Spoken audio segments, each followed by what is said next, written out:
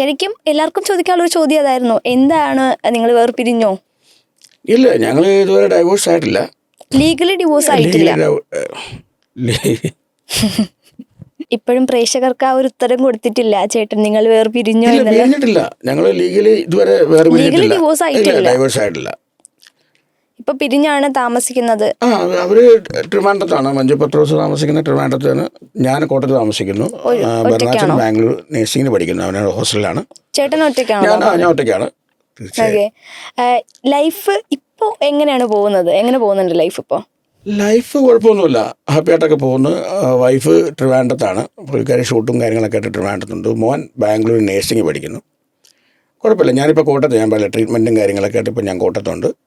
കുഴപ്പമില്ലാതെ ലൈഫ് ഇങ്ങനെ മുമ്പോട്ട് പോയിക്കൊണ്ടിരിക്കുന്നു. ഇപ്പോൾ മഞ്ജു ചേച്ചി ഒരുപാട് ഇന്റർവ്യൂസ് ഇങ്ങനെ കൊടുക്കുന്നുണ്ട്. അപ്പോൾ ചേട്ടനെ മാത്രം ഒന്നിലും കാണാനില്ല എന്നൊരു ചോദ്യം വരുന്നുണ്ട്. ചേട്ടൻ എന്താ വരാത്തത് എന്നിങ്ങനെ ആൾക്കാർ സ്നേഹിക്കുന്നവർ ചോദിക്കുന്നുണ്ട്. അത് ഞാൻ കണ്ടാണ്, ഞാൻ ഒത്തിരി കമൻറ്റിനകത്തൊക്കെ ഞാനും വായിക്കാറുണ്ട്.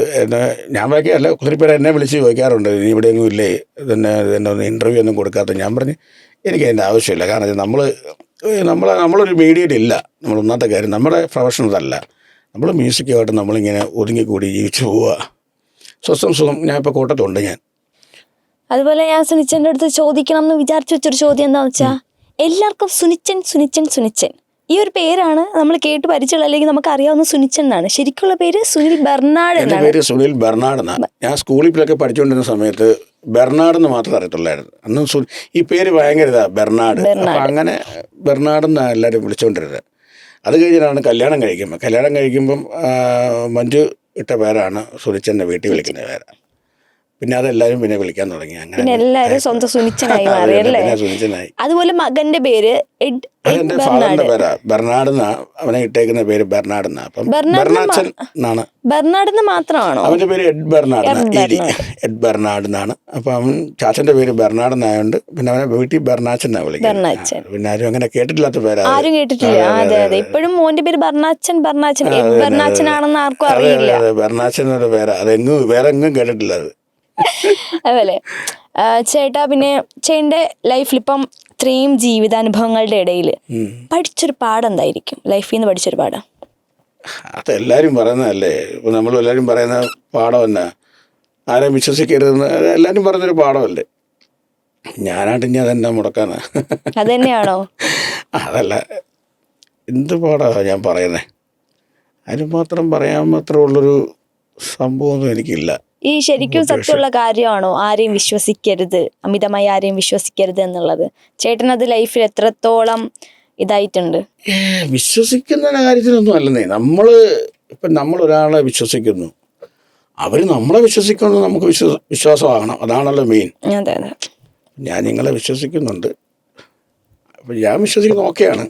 തിരിച്ചും അത് ഉണ്ടോ എന്നുള്ളത് നമ്മളൊന്നും അറിയണ്ടേ, അത്രേ ഉള്ളൂ. അല്ലാതെ നമ്മൾ വലിയ മോട്ടിവേഷനൊന്നും അല്ലല്ലോ കൊടുക്കുന്നത്. നമ്മളങ്ങനത്തെ ഒരാളുമല്ല. നമുക്ക് ഏറ്റവും സന്തോഷം എന്ന് പറഞ്ഞാൽ ഈ പ്രോഗ്രാമിങ് മാത്രമേ ഉള്ളൂ. അതിലാണ് ഞാൻ ഹാപ്പിയാണ്. പ്രോഗ്രാമിലൂടെ ഞാൻ ഹാപ്പിയാണ്, അടിച്ചു പൊളിക്കാനുള്ളൂ. വെറുതെ അല്ല ഭാര്യ എന്നുള്ളൊരു ഷോയിലൂടെയാണ് സുനിച്ചൻ ആരാണ് എന്നറിഞ്ഞത്, സുനിച്ചൻ ഞങ്ങളൊക്കെ കണ്ടുവന്നതും. അപ്പോൾ ആ ഒരു ഷോയ്ക്ക് ശേഷം ആ ഒരു അത്രയും ഒരു എൻ്റർടൈൻമെൻറ്റ് അല്ലെങ്കിൽ ആ ഒരു എൻജോയ്മെൻറ്റ് ഇപ്പോൾ ഓർക്കുമ്പോൾ അത് മിസ് ചെയ്യുന്നുണ്ട്, അല്ലെങ്കിൽ ആ ഒരു കാലം എങ്ങനെയായിരുന്നു? അയ്യോ, അത് ഭയങ്കര രസമുള്ളൊരു കാലമായിരുന്നു. കാരണം വെച്ച് കഴിഞ്ഞാൽ ഞാൻ പറയാം, സീസൺ 1 കണ്ടു കഴിഞ്ഞിട്ടാണ് നമ്മളിങ്ങനെ പ്ലാൻ ചെയ്ത് സീസൺ 2 പോകണമെന്ന്. എൻ്റെ ഇതല്ലായിരുന്നു, ഞാൻ പറയാം, അന്ന് ഞാൻ ഈ ഗാനമേള കളിച്ച് നടക്കുന്ന സമയമായിരുന്നു. ചേട്ടനൊരു ഇൻട്രസ്റ്റ് ഉണ്ടായിരുന്നില്ല ആദ്യം? എനിക്ക് എന്നാ കാര്യം, ഈ ഞാൻ പറഞ്ഞില്ല, റിയാലിറ്റി ഷോയ്ക്കകത്ത് ഇങ്ങനെ ഭർത്താക്കന്മാരായിട്ട് ഇങ്ങനെയൊക്കെ ചെയ്യുന്ന കാണുമ്പോൾ എനിക്ക് അതിനോട് വലിയൊരു ഇതില്ലായിരുന്നു. നമുക്ക് ഭയങ്കര ചമ്മലാണല്ലോ അന്നേ. അപ്പം അങ്ങനെ വൈഫ് ഇങ്ങനെ അതിനെ ഇതൊക്കെ കൊടുത്തു കഴിഞ്ഞപ്പോഴാണ് നമ്മൾ ഇതിനകത്ത് എൻട്രി ആകുന്നത്. അത് കഴിഞ്ഞ് പിന്നെ നമ്മൾ ഈ ഷൂട്ടിങ്ങിന് പോകാമെന്ന് പറഞ്ഞാൽ 10 ദിവസം അല്ല ഒരാഴ്ച ഷൂട്ടിനാണ്. അപ്പോൾ 3 ദിവസം ഷൂട്ട്, പിന്നെ അതിനൊരു പ്രാക്ടീസും കാര്യങ്ങളൊക്കെ. അത് ഭയങ്കര രസമായിരുന്നു. കോമഡി എന്ന് പറഞ്ഞാൽ എന്നാൽ ഫാമിലിയൊക്കെ ശരിക്കും പറഞ്ഞാൽ ആക്ച്വലി മിസ് ചെയ്യുന്നുണ്ട്. പിന്നെ നമ്മളെല്ലാവരും ഓരോരോ സ്റ്റൈലോട്ടൊക്കെ മാറിയ പരിപാടി കഴിഞ്ഞ് പലരും പല പല കാര്യങ്ങളൊക്കെ ആയിട്ട് പോയി. പിന്നെ ഞാനിപ്പോൾ അവരൊക്കെ ആയിട്ട് ഒരു കോൺടാക്ട്സ് ഒന്നും ഇല്ലാത്തൊരവസ്ഥയാണ് ഇപ്പം നിൽക്കുന്നത്.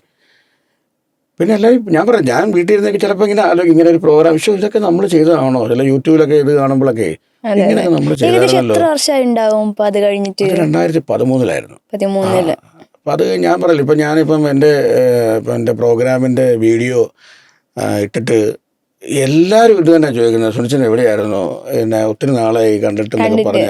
അതെ, പക്ഷെ അപ്പോഴാണ് ഞാൻ അറിയുന്നത് നമ്മുടെ അതുപോലെ ആൾക്കാർ ഇപ്പോഴും അത് മറന്നിട്ടില്ല എന്ന്. ഞാൻ അത് കണ്ടപ്പോൾ എനിക്ക് ഭയങ്കര സന്തോഷം തോന്നി. തമാശയല്ല കേട്ടോ, ഞാനത് അവരെല്ലാവരും എവിടെയായിരുന്നു ഒത്തിരി നാളായി കണ്ടിട്ട് എന്നൊക്കെ പറയുമ്പോൾ എനിക്കത് ഭയങ്കര സന്തോഷം തോന്നി. അത് നമ്മളിപ്പോഴും നമ്മൾ ഓർക്കുന്നുണ്ടല്ലോ ആൾക്കാർ, തന്നെ ഭയങ്കരമല്ലേ.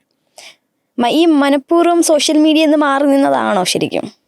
അങ്ങനെയുള്ളതല്ല, എനിക്ക് അതിനുള്ളൊരു അവസരമില്ല. കാരണം വെച്ചാൽ ഞാനിപ്പം ദുബായ് പരിപാടിക്ക് പോയിട്ട് അവിടെ നമ്മൾ ഈവൻ്റ്, നമ്മളിപ്പം എല്ലാ വീക്കെൻഡിലും പ്രോഗ്രാമുണ്ട് അവിടെ. അപ്പോൾ അതിനുവേണ്ടി പാട്ടുകൾ പഠിക്കുന്നു, പ്രോഗ്രാമിന് പോകുന്നല്ലാതെ നമ്മളൊരു മീഡിയ എന്ന് പറയുന്നത് നമുക്ക് എന്തെങ്കിലും അഭിനയിക്കേണ്ട ആവശ്യം വന്നാൽ മാത്രമല്ല നമുക്ക് മീഡിയയിൽ വരേണ്ട കാര്യമുള്ളൂ. ഞാനങ്ങനെ ആക്ടിങ് എനിക്ക് ഭയങ്കര പേടിയാണ്, ഒന്നാമത്തെ കാര്യം.